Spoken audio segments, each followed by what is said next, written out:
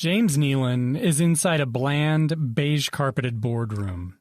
He's sitting at a large round table, under the dull glare of fluorescent light.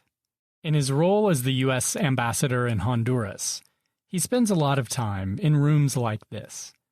Today's meeting is in Washington, D.C., at the Council of the Americas. It's a group that promotes free trade and open markets. A couple dozen other diplomats from Central America and the Caribbean sit around the same table. It's March 2016, less than 2 weeks after the murder of Berta Caceres. The killing is sure to be a topic of discussion today, and Nealon knows the case well. He attended Berta's funeral, and he's met with her family, promising them whatever support his embassy can provide. But before Nealon can get into all of that, the room erupts. He has the blood of Berta Caceres. He has the blood of Nelson Garcia. A gentleman stood up in the middle of it, and I think he unfurled a banner, and he said, pointing at me, he said, "This man has blood on his hands." And it was in reference to the Berta Caceres case. A couple of men grab the activists and begin pushing them toward an exit door. The protesters fight back. One is shoved hard into a door frame on his way out of the room. And you funded the Honduran.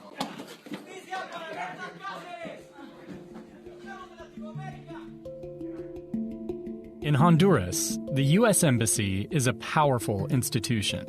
It's capable of exerting lots of pressure on local authorities. But for some, that influence wasn't always welcome.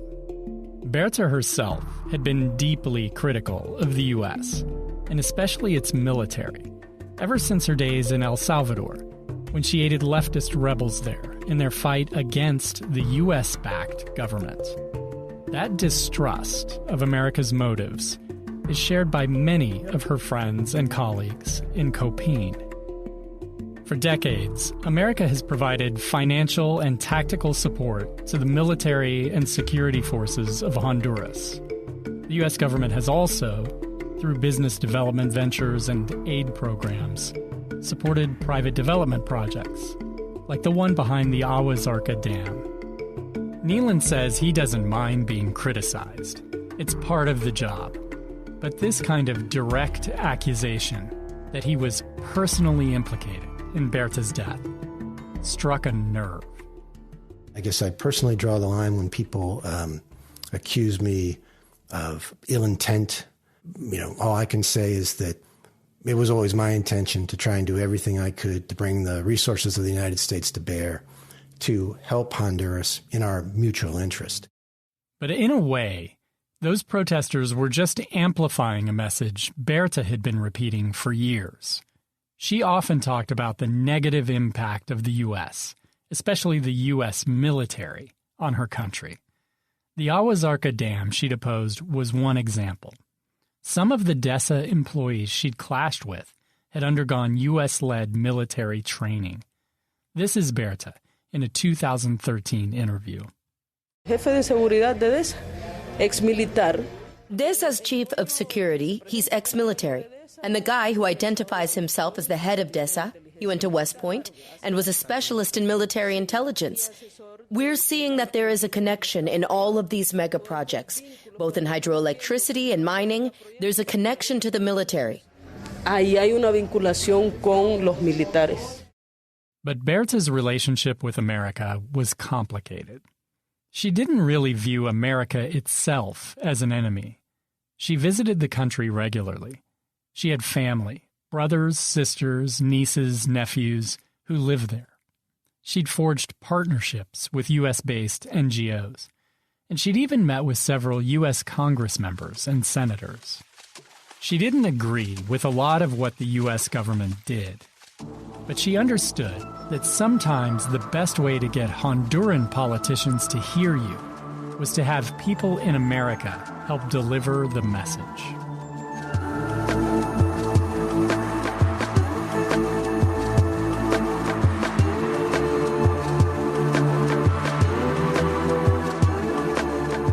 I'm Monty Reel for Bloomberg Green, and this is Blood River.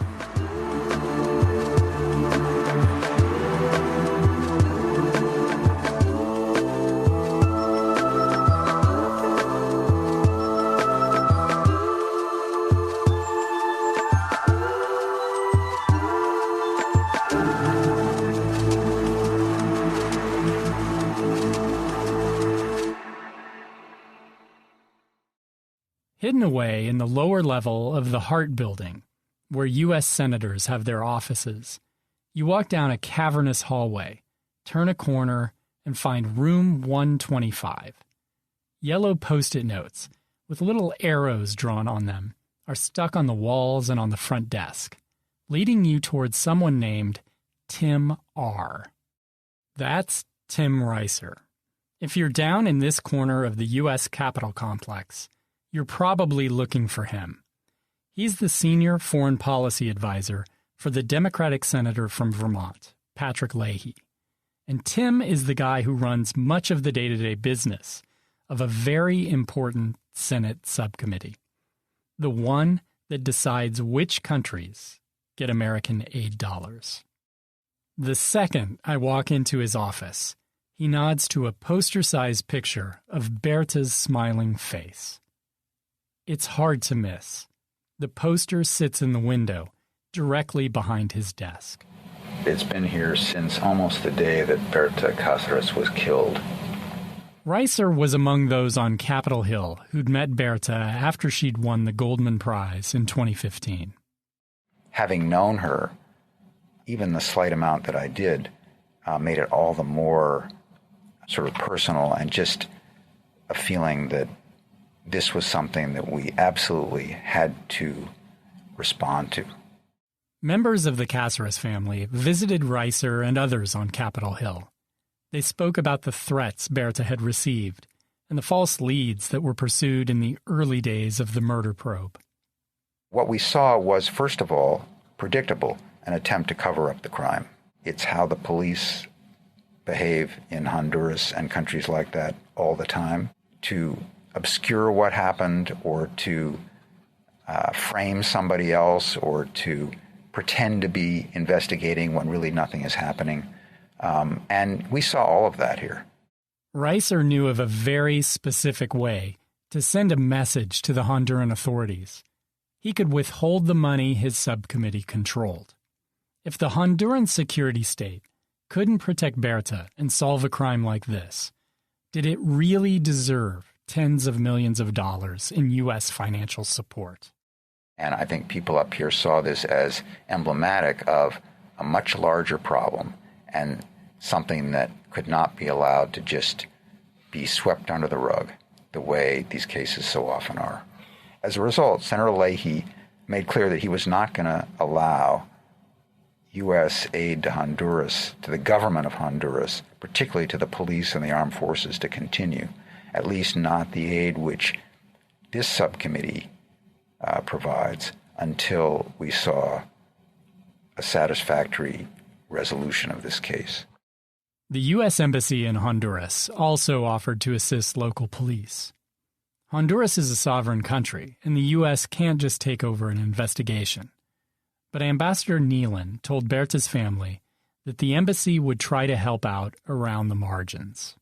The embassy assigned a Justice Department officer to help the Hondurans with technical aspects of the investigation, such as telephone data retrieval.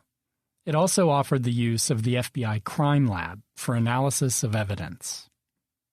Berta's older brother says the presence of a U.S. justice official comforted him. He liked the idea that there might be someone keeping an eye on the Honduran police as the investigation progressed. Today, he believes that helped lead to the first arrests in the case, the ones we detailed in Episode 3. But others in the family were wary of U.S. involvement, and they remain so to this day.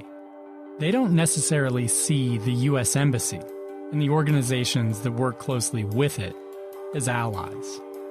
Berta's daughter, Bertita Isabel, said as much during a rally on the streets of New York, weeks after the murder. Quiero seguir propagando el mensaje por el que he sido motivada a estar aquí. She repeated her calls for a new, independent homicide investigation. She said the state-run investigation was fatally flawed, and nothing, not even the assistance from the U.S., would fix that. As Bertita Isabel addressed people in the streets of New York, her colleagues were delivering the same message inside Honduras. This is from a BBC report. The sun's beating down onto the tarmac here, and a crowd of demonstrators, I'd say about 200 people from COPIN, the organisation that Berta Caceres co-founded, are assembled here. In front of them a line of riot police. And what the people here are demanding is that there is an international commission of inquiry that will investigate the murder of Berta Caceres. They don't trust the Honduran authorities.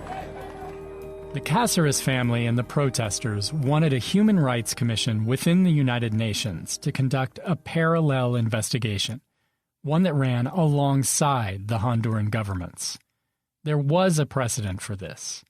In 2014, 43 students disappeared in Mexico, and the commission did set up its own inquiry.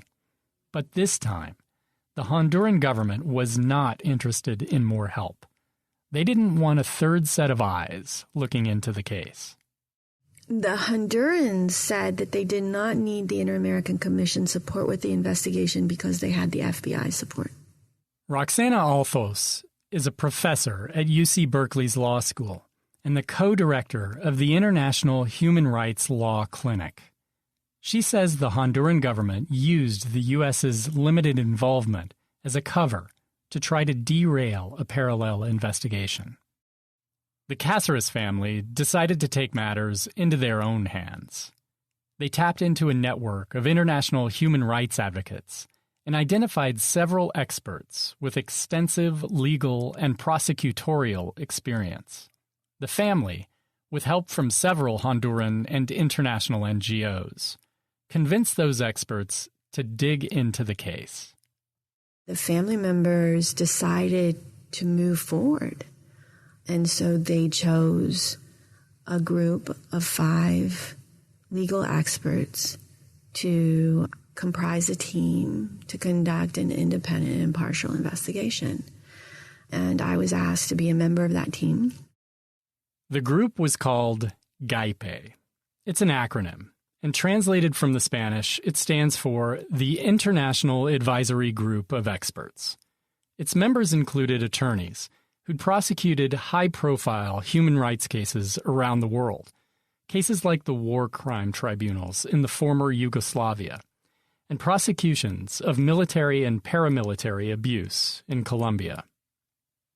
Roxana herself had spent 2 decades litigating cases, mostly in Latin America.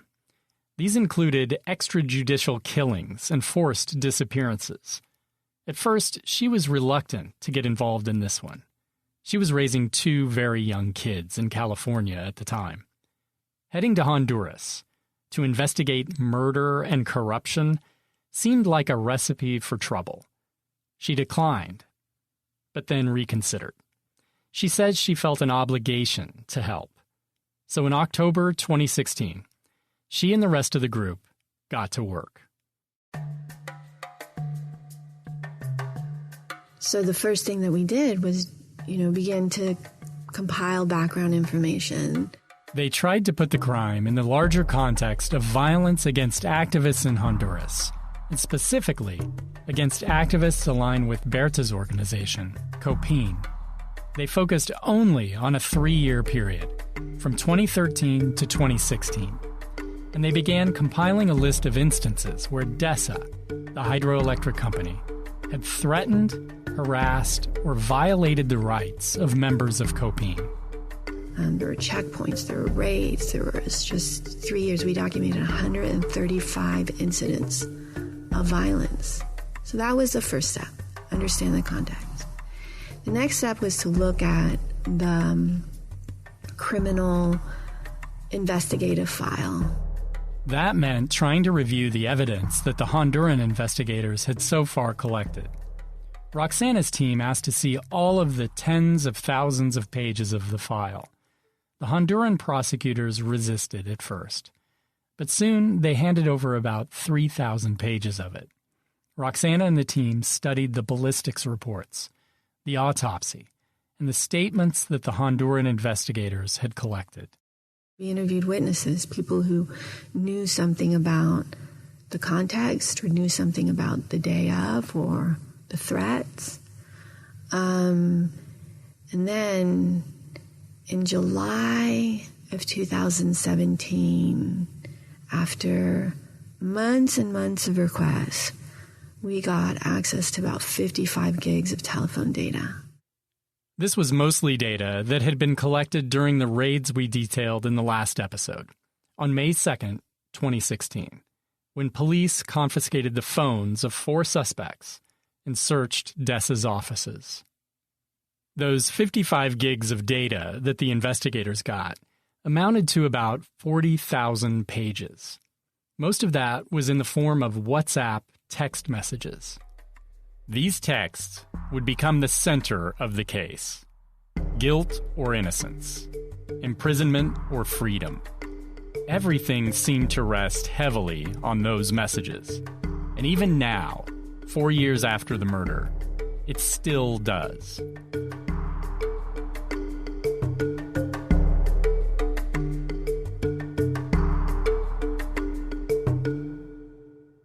Bloomberg is brought to you by Dialpad.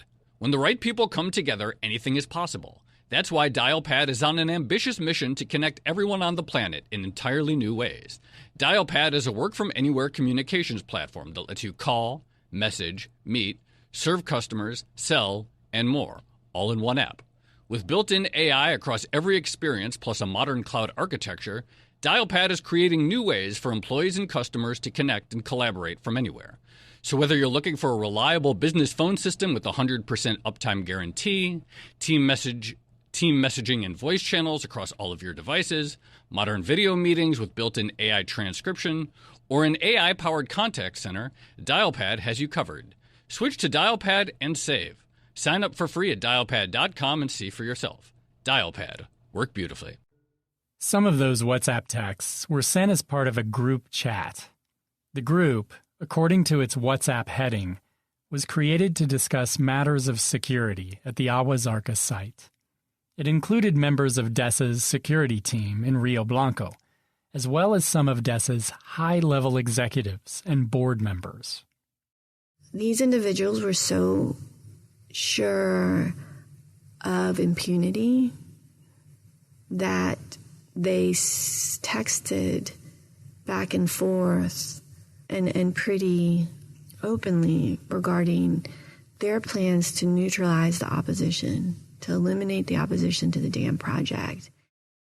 With thousands of pages of messages to wade through, there were a few obvious timestamps to check out first. For example, the morning after Berta was killed. There was quite a bit of chatter then. The members of the group seemed to be following the initial phases of the investigation closely. To Roxana's team, it seemed like Dessa was getting frequent updates from inside the crime scene. The message string from the day after the murder includes a text from a Dessa project manager who suggested he'd been in touch with a local police chief. He wrote, "I've solicited the help of the commissioner. He confirms his support. He'll inform me of details of the murder. He also recommended we issue a press release to create some distance from these events." Then, just hours after Berta's body was found, Sergio Rodriguez, Dessa's head of environmental standards and community relations, received a police report on his phone.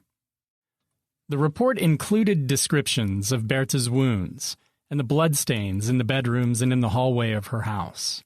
It also identified 2 suspects, the ones that we talked about in episode 1. They were Berta's ex-boyfriend, Aureliano Molina, or Lito, and also Gustavo Castro, the Mexican activist who'd also been wounded in the attack. Sergio forwarded the report to the others on the Dessa group chat. Roxana says telephone data showed that the report came directly from police in Santa Barbara, the province where the Aguas Arcas dam site was located. That information is highly confidential. There is no reason or justification that law enforcement should share their preliminary conclusions regarding a murder with a company. But it was completely consistent with the relationship that the company had established with the police. The company treated the police like their private army. But the messages didn't just show a connection to local law enforcement. They also revealed that DESA executives were in contact with the Minister of Security himself. A DESA executive reported on the group chat that the minister had assured the company that the murder was being treated as a lío de faldas, or loosely translated, a skirt problem, a simple crime of passion, nothing more. Roxana's team would trace the WhatsApp messages back in time for years. Those text messages allowed them to sketch a detailed narrative, the story of what they describe as a long-running and sinister corporate conspiracy. You have a treasure trove of evidence in this case because the perpetrators were absolutely sure they would never be held to account, not just for the murder, but for all the other crimes that were being committed.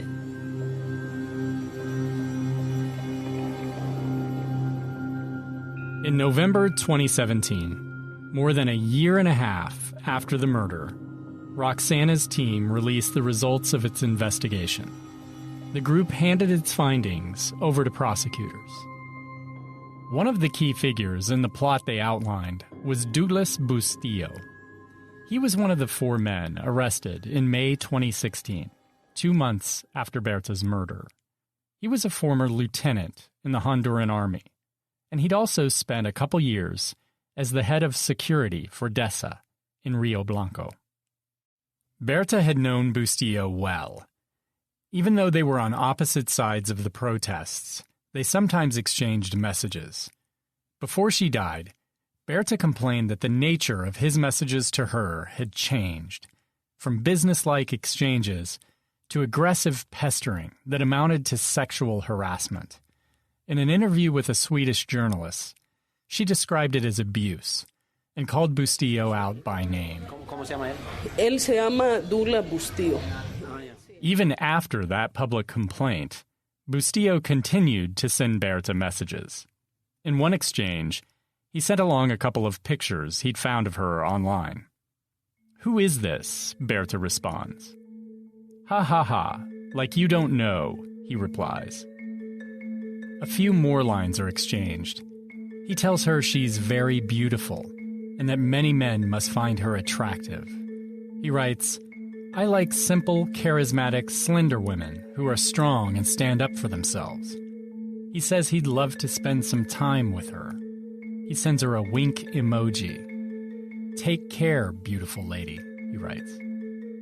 Berta doesn't respond to that. But the next day, Bustillo's back at it.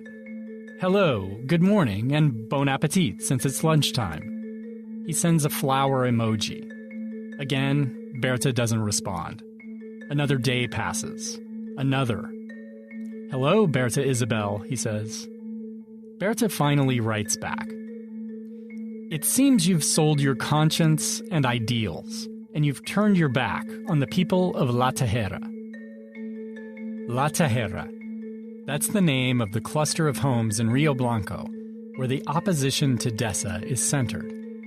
Berta asks Bustillo, "Are you not tired of being the front man for DESA?" Bustillo had stopped formally working for DESA a few months before, but in the context of these and other messages, it's clear he's still involved in the company's activities. Bustillo replies to Berta, "I am not a front man for DESA, nor do I even remember that company."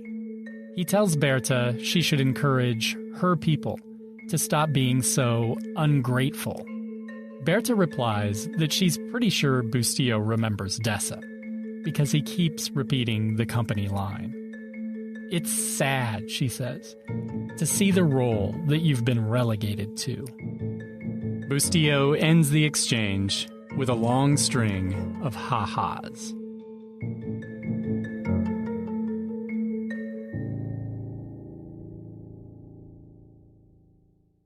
On November 22nd, 2015, about 3.5 months before Berta's murder, Bustillo sent a message to a DESA executive. Roxana's team did not identify him in its report because he hadn't been indicted. They called him Directivo Tres, or Executive Number 3. Bustillo wrote to Executive Number 3, telling him, complete the 50%. Prosecutors believed this was a request for payment, and that Bustillo was requesting half of what was owed to him. Executive Number 3 responded with a time, 6:15 p.m. He followed that with another message. Let's meet in 30, at Chili's, in Los Próceres Mall. Bustillo seemed confused about exactly when they should meet. 6:15 or in 30 minutes? These were two different times.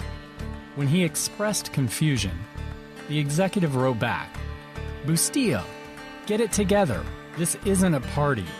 Have everything prepared because it could happen at any time in the course of the day. Roxana's team believed that this time period, November 2015, was when the murder-for-hire scheme was first plotted.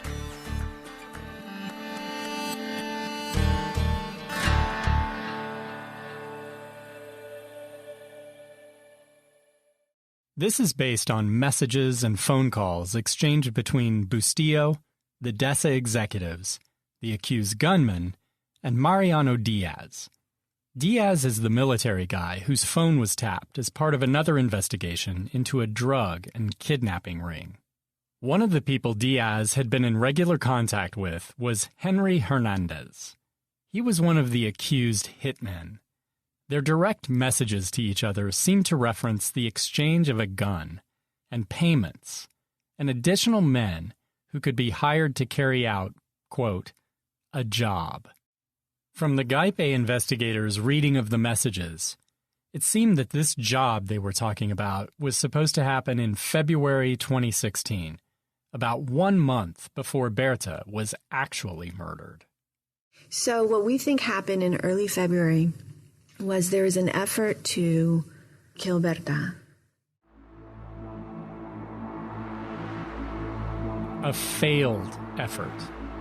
The plan, she says, was for Henry Hernandez to travel to La Esperanza. There, Mariano Diaz was supposed to meet him and give him a gun. The Gaipe members believed the killing was planned for February 5th, but Berta's daughters were at the house. Henry makes it to La Esperanza. He sees that Berta's never alone, and he says, I can't do this. That next morning, on February 6th, Douglas Bustillo sent a message to Executive Number 3. He wrote, Mission aborted yesterday. It wasn't possible. I will wait for your response. I no longer have the logistics in place. I'm at 0. He says, Misión abortada, mission aborted, por falta de logísticas, for lack of resources. Executive Number 3 responded to Bustillo with this. Recuérdate de la cena. Remember the scene. And then says, I think he says something like recibido, like I got the message, misión abortada. What does remember the scene mean? It's open for interpretation. I think if you look at that text in the context of the plan, it means clean up after yourself. At least that's the way I would interpret it.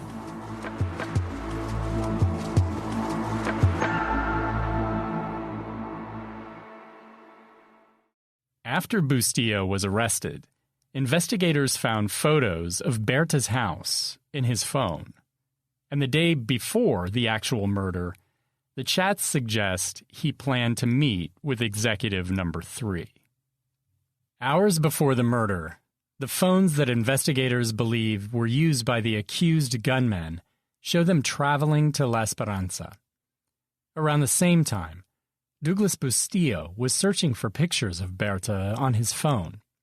And about an hour before Berta Caceres was killed, Bustillo was in contact with the accused gunmen. These phone records and WhatsApp messages later would be used against those who'd been arrested up to this point. Sergio Rodriguez, Douglas Bustillo, Mariano Diaz, and the accused gunmen. In June 2017, a judge ordered that those suspects would go to trial. A few months later, Gaipe published its report, revealing many of these phone intercepts for the first time. But the report did not publicly reveal one piece of information that would soon become critically important. Who was Executive Number 3?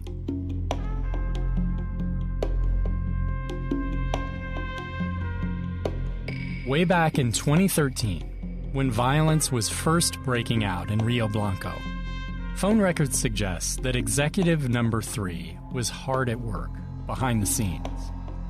Remember what happened in July 2013. A soldier working for DESA's security team shot and killed a Copine protester.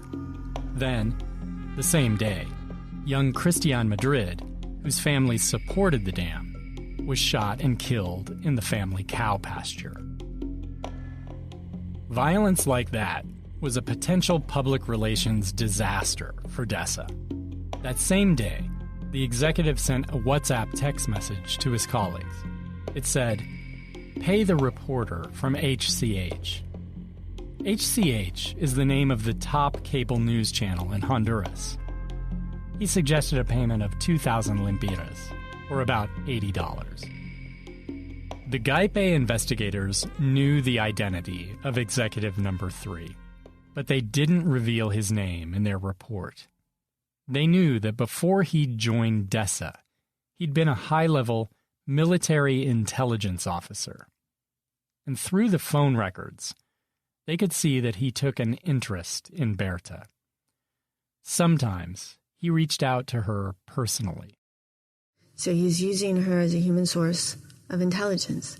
So he's taking the information she was revealing about her movements, directly or indirectly, about her movements, her concerns, and he was feeding that information back to his company, and then they were acting on that information. I mean, that's a classic intelligence cycle. Berta's family also knew exactly who Executive Number 3 was. They'd been hearing his name from Berta herself for years. And within a few months, all of Honduras would know his name.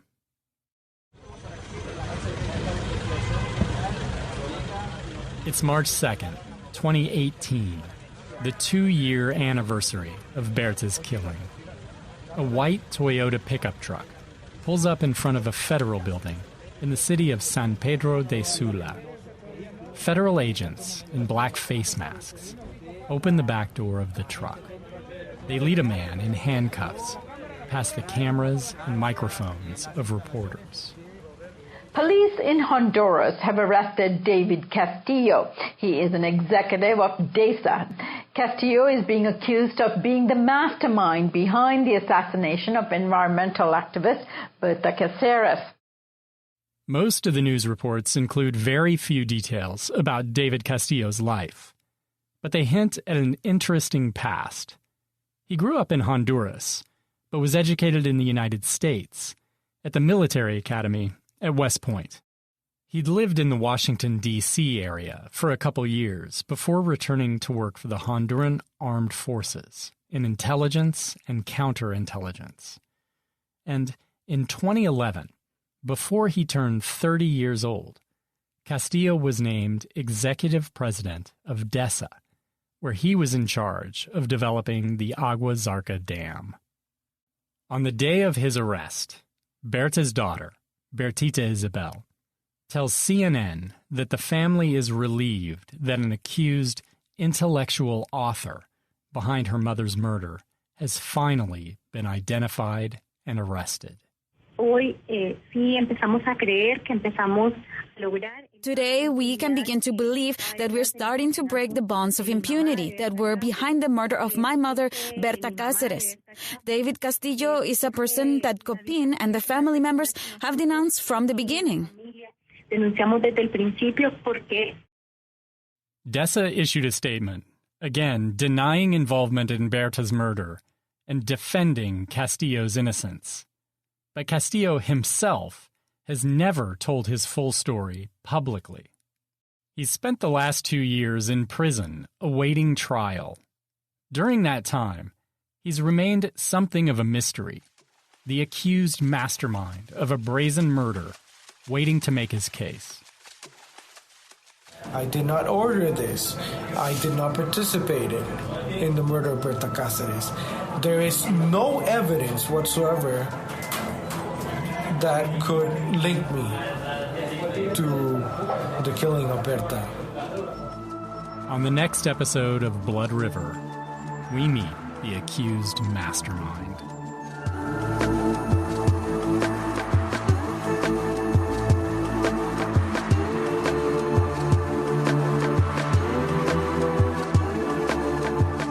Blood River is written and reported by me, Monty Real. Topher Forjes is our senior producer. Maya Cueva is our associate producer. Our theme was composed and performed by Senya Rubinos. Special thanks to Carlos Rodriguez. Francesca Levy is the head of Bloomberg Podcasts. Be sure to subscribe if you haven't already. And if you like our show, please leave us a review. Thanks for listening.